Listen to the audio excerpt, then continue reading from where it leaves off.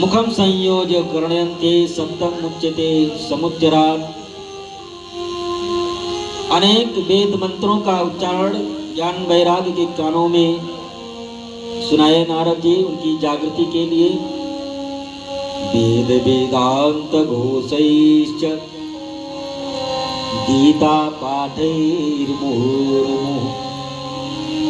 वेद मंत्रों का उच्चारण किए, गीता का पाठ किए, कुछ क्षण के लिए उनको चेतना आई ज्ञान वैराग्य को। जो वृद्धा अवस्था को प्राप्त हो चुके थे, जागृति थोड़े देर के लिए आई,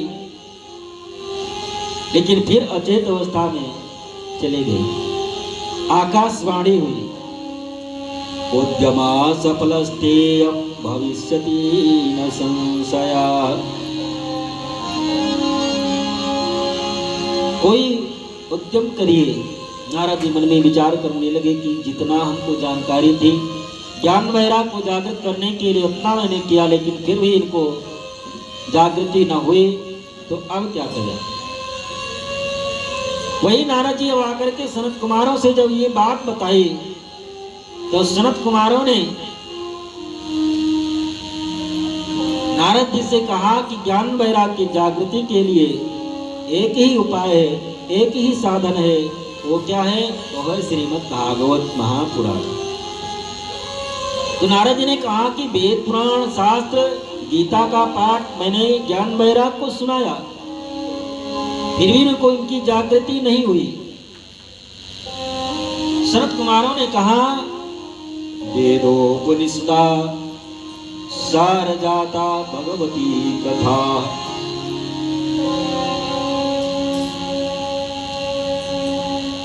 सनत कुमारों ने कहा कि ये भागवत जो है वेद पुराण शास्त्र का ये सार तत्व ही है श्रीमद् भागवत की कथा।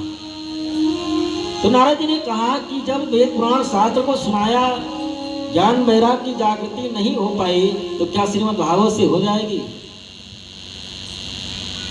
तो सनत कुमारों ने नारद जी को कुछ उदाहरण देकर के समझाया। कहा कि जैसे घी में कोई पूरी छान रहा हो और घी में पूरी छानते छानते घी खत्म हो जाए, और पूरी छानने वाला मन में विचार करने लगे कि ये दूध के द्वारा ही घी निकाला गया है और घी खत्म हो गया है, तो दूध डाल दे पूरी छान ले, तो क्या दूध डालने से पूरी छन जाएगी? दूध से तो पूरी छनेगी नहीं। ये दूध का जो सार तत्व है घी, उसी में पूरी छनता है। कोई बढ़िया सुंदर आम का मीठा फल पाया हो, खा लिया हो, बड़ा मीठा लगा, बड़ा सुंदर स्वाद, और खाने वाला मन में विचार करे कि जिस वृक्ष से ये आम पैदा हुआ है, जिस वृक्ष में फल लगा हुआ है, वो वृक्ष कितना मीठा होगा। ऐसा विचार करके वो जाकर के आम के वृक्ष को चबाने लगे, तो दांत भले टूट जाए, आम का स्वाद नहीं मिलेगा। इसी प्रकार से सनत कुमारों ने अनेक उदाहरण नारद जी को दिया। ये श्रीमद् भागवत जो है, ये सभी वेद पुराण का सार तत्व है। इसकी महिमा जितनी गाई जाए उतनी कम है। सनत कुमारों के कहने पर नारद ने कहा कि ठीक है, तो ये श्रीमद् भागवत का आयोजन कहाँ पर किया जाए। सनत कुमारों ने कहा कि हम नीचे उतर करके चलते हैं हरिद्वार क्षेत्र में, और भक्ति देवी वृंदावन में है, वो थोड़ा आगे आएंगे, हम लोग थोड़ा नीचे चलते हैं, वहीं पर आयोजन करते हैं। क्योंकि इस बद्रिका आश्रम क्षेत्र में निर्जन जगह पर हम आपको कथा सुनाएंगे और आप कथा सुन लेंगे, किसी को इसका और किसी को लाभ मिलेगा नहीं। जंगल में मोर नाचा किसने देखा, वही कहावत हो जाएगी। इसलिए यदि हम नीचे चलते हैं तो और लोगों को भी श्रीमद् भागवत का लाभ मिल जाएगा। नारद जी आयोजन श्रीमद् भागवत का किया गया। सबसे पहले सभी ऋषि महर्षियों को, गृहस्थों को, सबको आमंत्रित किए। कथा सुनने के पहले सबको निमंत्रण देना चाहिए, सबको बुलाना चाहिए, सबको आमंत्रित करना चाहिए। नारद जी सबको बुलाए, सबसे पहले ऋषि महर्षियों को, सदगृहस्थों को, सबको बुलाए कि हरि क्षेत्र में, हरिद्वार में श्रीमद् भागवत कथा का आयोजन हो रहा है, सब लोग आप आए। आकर के यहाँ पर पूरी व्यवस्था बनाए और वहाँ पर कथा सुनने के लिए कैसे कैसे ऋषि महर्षि आए। भृगुर्वसिष्ठश्च वनश्च गौतमो, भृगुर्वसिष्ठश्च वनश्च गौतमो, मेधातिथिर्देवलदेवरातो, रामस्तथा गादिसुतश्च साकलौ, निकुम्भपुत्रजितपीपलादः। श्रीमद् भागवत कथा श्रवण करने के लिए महाराज भृगु जी, वशिष्ठ जी, च्यवन जी, महाराज गौतम, मेधातिथि, अनेक बड़े बड़े ऋषि महर्षि सब आए। जो ऋषि महर्षि हैं वो अपने शिष्य पर शिष्यों के साथ में, जो गृहस्थ हैं वो अपने सपत्नीक, अपने सपरिवार के साथ में कथा सुनने के लिए आए। सनत कुमार व्यासासन पर विराजमान हुए और श्री नारद ये यजमान बने। सनत कुमार श्रीमद् भागवत की कथा सुनाने लगे। भक्ति देवी भी ज्ञान वैराग्य के साथ में आई और कथा सुनने के लिए। और कौन कौन आया? ऋषि महर्षि सब आए ही वहां पर। और कौन कौन आया? तत्रैव गंगा यमुना, तत्रैव गंगा यमुना त्रिवेणी गोदावरी सिंधु सरस्वती, और सर्वाणि तीर्थानि वसन्ति तत्र यत्रोच्चित उदार कथा प्रसंगा। श्रीमद् भागवत कथा सुनने के लिए गंगा यमुना त्रिवेणी गोदावरी सिंधु सरस्वती और सभी तीर्थ श्रीमद् भागवत कथा सुनने के लिए आए। श्री सूत जी महाराज कहते हैं कि जो तीर्थ कभी न कर पाया हो, जो गंगा यमुना सरस्वती त्रिवेणी गोदावरी का, सरस्वती का स्नान न कर पाया हो, वो आकर के श्रीमद् भागवत कथा रूपी गंगा के प्रवाह में बैठ करके कथा श्रवण कर ले तो सभी तीर्थ जाने का पुण्य, सभी तीर्थ नदियों का स्नान करने का पुण्य सब एक साथ इस स्थान पर प्राप्त हो जाता है। क्योंकि तीर्थ में आप जाएंगे, नदियों के पास में स्नान करने के लिए आप जाएंगे, लेकिन श्रीमद् भागवत कथा जहाँ पर होती है अपने आप ये सब आते हैं। वहां पर गंगा यमुना सरस्वती त्रिवेणी गोदावरी सभी तीर्थ वहां पर आते हैं। श्रीमद् भागवत की महिमा जितनी गाई जाए उतनी कम है। श्री सूत जी महाराज कहते हैं कि सभी तीर्थ, सभी नदियां आई श्रीमद् भागवत की कथा श्रवण करने के लिए। भक्ति देवी ज्ञान वैराग्य के साथ में कथा श्रवण करने के लिए आई और कथा का प्रभाव ऐसा हुआ कि जो ज्ञान और वैराग्य वृद्धावस्था को प्राप्त हो चुके थे, अचेतन अवस्था में पड़े थे, वो कथा सुनते सुनते वो युवा अवस्था को प्राप्त होकर के और कथा के बीच में उड़ करके खड़े होकर के और भगवत नाम उच्चारण करते हुए और सुंदर नृत्य का गान करने। भक्ति सुतो तरुणो गृहीत्वा प्रेमैक रूपा सा विराज, कृष्ण गोविंद हरे मुरारे नाथेति नामान्नोर्वदन्, श्री कृष्ण गोविंद हरे मुरारे नाथ नारायण वासुदेव, नाथ नारायण सभी लोग प्रेम से नाथ नारायण वासुदेव, नाथ नारायण वासुदेव, श्री कृष्ण गोविंद हरे मुरारे नाथ नारायण श्री कृष्ण गोविंद हरि मुरारी हे नाथ नारायण वासुदेव हे नाथ नारायण वासुदेव हे नाथ नारायण वासुदेव हे नाथ नारायण वासुदेव हे नाथ नारायण वासुदेव हे नाथ नारायण वासुदेव हे नाथ नारायण वासुदेव श्री कृष्ण गोविंद हरे मुरारी हे नाथ नारायण वासुदेव श्री कृष्ण गोविंद हरे मुरारी हे नाथ नारायण वासुदेव श्री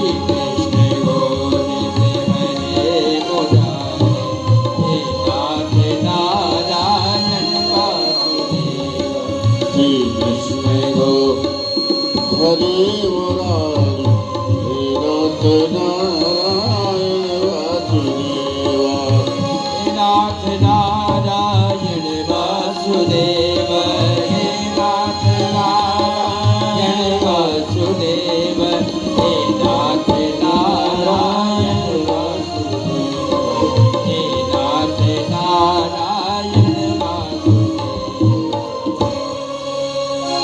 बोलिए भागवत भगवान की जय हो। श्री नारद देव महाराज ये जो भागवत भगवान का भागवत पुराण श्रीमद् भागवत महापुराण की महिमा देखी कि जिन ज्ञान वैराग्य जागृति के लिए मैंने अनेक उपाय किया लेकिन कुछ न कर पाए, लेकिन श्रीमद् भागवत महापुराण के प्रभाव से ये अपने स्वरूप को प्राप्त हुए। तो नारद जी सनत कुमारों से प्रश्न करते हैं कि महाराज और कैसे कैसे लोगों का उद्धार श्रीमद् भागवत महापुराण से हो सकता है। के विशुद्धयन्ते वदन्तु मह्यं सप्ताह यज्ञेन कथामयेन। नारद ने कहा कि के विशुद्धयन्ति वदन्तु मह्यम, आप हमको ये बताइए कैसे कैसे लोग इससे शुद्ध हो सकते हैं, कैसे कैसे लोगों का उद्धार हो सकता है। श्री सनकादिक महाराज कहते हैं कि ये मानमा पाप कृतस्तु सर्वदा। शरद कुमार कहते हैं कि जो मानव जन्म से लेकर के मृत्यु पर्यंत जो पाप कर्म करते करते पूरा अपना जीवन बिता दिया हो, ये मानवा पाप कृतस्तु सर्वदा सदा दुराचार्य रताधिमार्गः।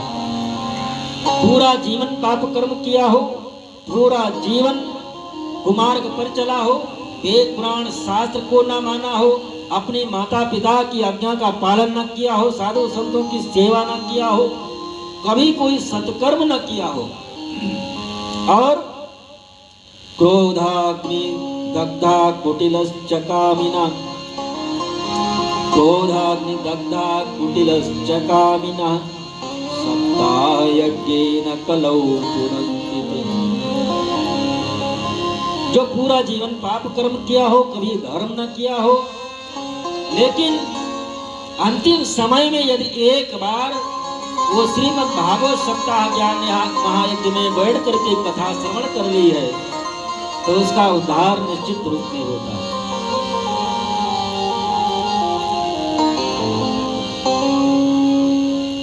श्री सनत कुमार जी कहते हैं कि एक मैं आपको इतिहास सुनाता हूं, बहुत संक्षेप में, समय तो ज्यादा हो गया है लेकिन संक्षेप में महान की कथा हो गई। सनत कुमार कहते हैं कि मैं एक आपको इतिहास सुनाता हूं, जो पाप कर्म करते करते मर गया, पाप कर्म करते करते मर गया, प्रेता योनि को प्राप्त हो गया, लेकिन श्रीमद् भागवत महापुराण की प्रभाव से उसका भी उद्धार हो गया। पाप कर्म करते करते जो अपने जीवन रहते जो एक बार सेवन श्रीमद् भागवत का न कर पाया हो, लेकिन उसके घर परिवार वाले यदि चाहे तो उसका उद्धार वो करा सकते। श्रीमद् भागवत की ये महिमा है कि जिसकी मृत्यु हो गई हो, पाप कर्म करते करते उसका भी उद्धार करने की सामर्थ्य शक्ति श्रीमद् भागवत कथा में है।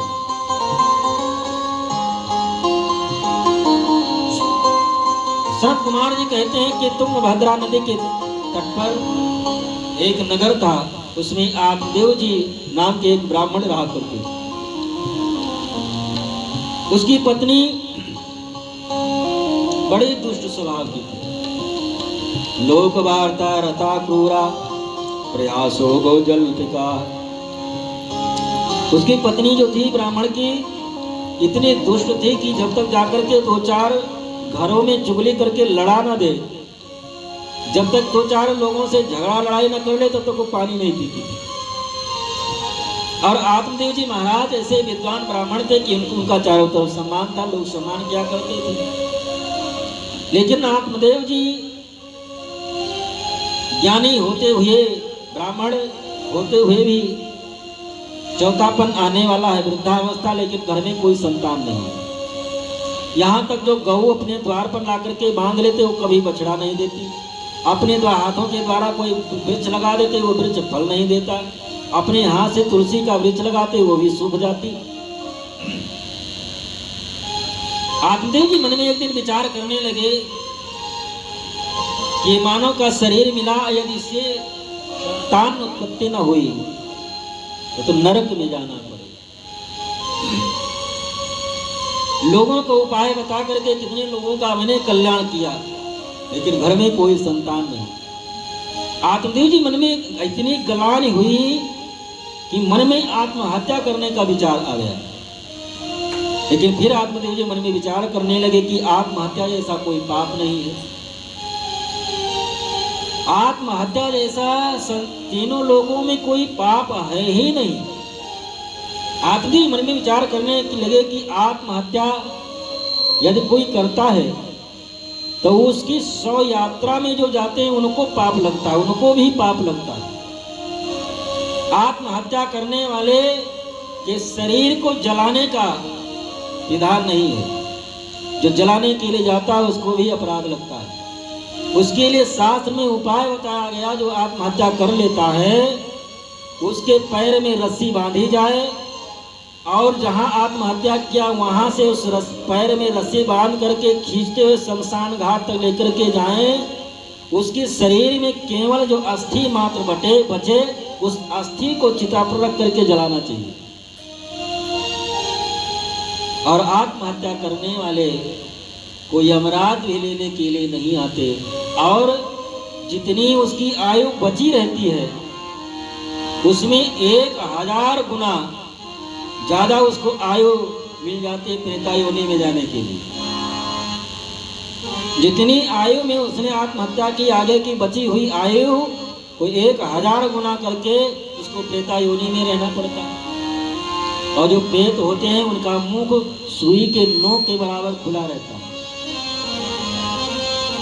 तो आत्मदेव जी ने कहा कि आत्म मन में विचार किए कि आत्महत्या जैसा कोई पाप नहीं, करें क्या। मन में विचार किए कि जंगल में चलते हैं और कोई हिंसक प्राणी आकर के हम पर हमला करेगा, खा जाएगा, आत्महत्या जैसा हमको अपराध भी नहीं लगेगा। ऐसा विचार करके आत्मदेव जी जंगल में आए, एक सरोवर के किनारे बैठे हुए थे। उधर से कोई सन्यासी महात्मा आ रहे थे। सरोवर के किनारे आत्मदेव जी को देखा। संत के हृदय में करुणा जागृत हुई। संत हृदय नवनीत समाना आकर के पूछने लगे, ब्राह्मण देवता इतने परेशान क्यों हो, क्या बात है। कथम रोदसी विप्रत्वम काते चिंता बलेयसी वदतम सत्वरम मह्यम स्वस्य दुःखस्य कारणम। किस कारण से दुखी है, कारण क्या है बताओ तो। आत्मदेव जी ने कहा, महाराज अब वृद्धावस्था आने वाली है, घर में कोई संतान नहीं है। तो सन्यासी महाराज ने कहा कि संतान के लिए इतना दुखी हो। तो ब्राह्मण देवता ने कहा कि हमारे बाद में कोई हमारे कुल खानदान को चलाने वाला नहीं, पिंडदान कौन करेगा, हमारे अंतिम संस्कार हमारा कौन करेगा, हमारा पिंडदान कौन करेगा, हमारा उद्धार कैसे होगा। सन्यासी ने कहा कि किसी का बेटा कोई अपने बाप को स्वर्ग नहीं ले जाता, जो जैसा कर्म किया है कर्म के अनुसार उसको सुख दुख स्वर्ग नरक प्राप्त होता है। और आप कहते हैं कि बेटा के लिए आप दुखी हो रहे हैं, बेटा स्वर्ग लेकर के जाएगा। अरे महाराज, धृतराष्ट्र के 100 पुत्र थे, महाभारत के युद्ध में सब मारे गए, धृतराष्ट्र महाराज अकेले बचे, उनका अंतिम संस्कार करने वाला भी कोई नहीं बचा। महाराज सगर के 60,000 पुत्र थे, लेकिन सब जल करके राख हो गए। महाराज भगीरथ थे, किसी तरह से उनका उद्धार कराए। 60,000 पुत्र होते हुए फिर भी महाराज सगर के अंतिम संस्कार में एक भी न रहे। महाराज अंग का बेटा बेन, जिसके कारण पिता को घर राज का परित्याग करना पड़ा, उस बेटे के लिए आप रो रहे, इसका बेटा किसको स्वर्ग लेकर के जाता है। और महाराज शबरी के कौन बेटा बेटी थे, भगवत धाम को गई। महाराज जटायु की कौन बेटा बेटी, जिनको स्वयं पूर्ण प्रापर परम पावन परमेश्वर भगवान राम ने जिनका अंतिम संस्कार किया, उनके कोई बेटा बेटी नहीं। महाराज भीष्म पितामह, जिनके अंतिम संस्कार के लिए स्वयं भगवान आए। मीराबाई, जिसके कोई पुत्र न थे।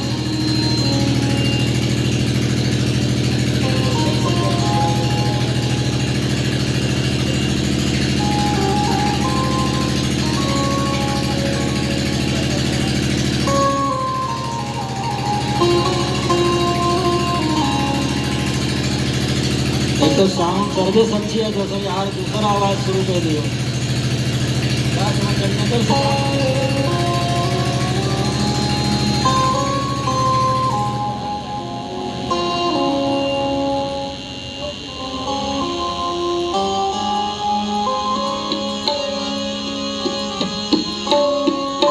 संसार के लोगों से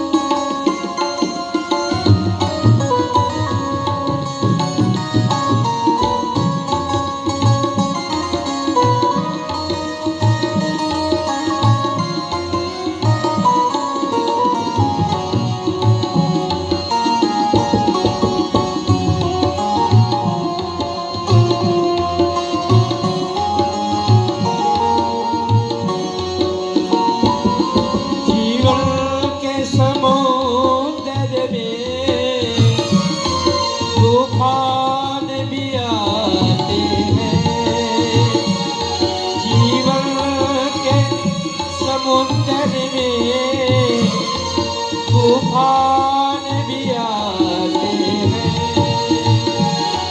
जो प्रभु को भजते हैं प्रभु उनको बचाते हैं।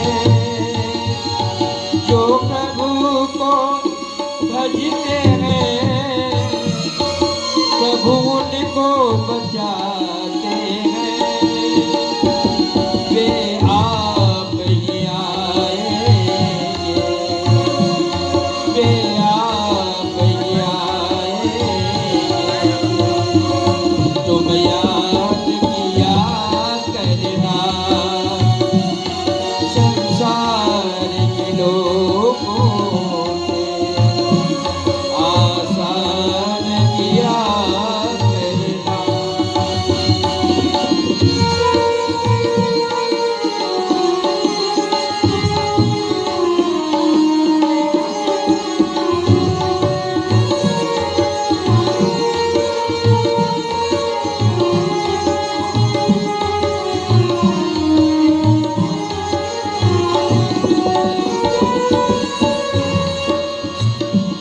मत भूल अरे बंदे ये देश बेगाना है। मत भूल अरे बंदे ये देश बेगाना है। इस दुनिया में आकर वापस तुझे जाना है। इस दुनिया में आकर वापस तुझे जाना है। माया के चक्कर में, माया के चक्कर में दिन रात बचा करना। माया के चक्कर में दिन रात बचा करना। संसार के लोगों से आसान किया करना। संसार के लोगों से आसान किया करना। यह सोच अरे बंदे वो तुझसे दूर नहीं। यह सोच अरे बंदे प्रभु तुझसे दूर नहीं। कभी कष्ट हो भक्तों को प्रभु को मंजूर नहीं। कभी कष्ट हो भक्तों को प्रभु को मंजूर नहीं। भगवान को आता है भक्तों पे दया करना। भगवान को आता है भक्तों पे दया करना। संसार के लोगों से आसान किया करना। संसार के लोगों से आसान किया करना। बोलिए भागवत भगवान जय हो। तो सन्यासी महाराज ने कहा ध्यान धर करके और कहा ब्राह्मण देवता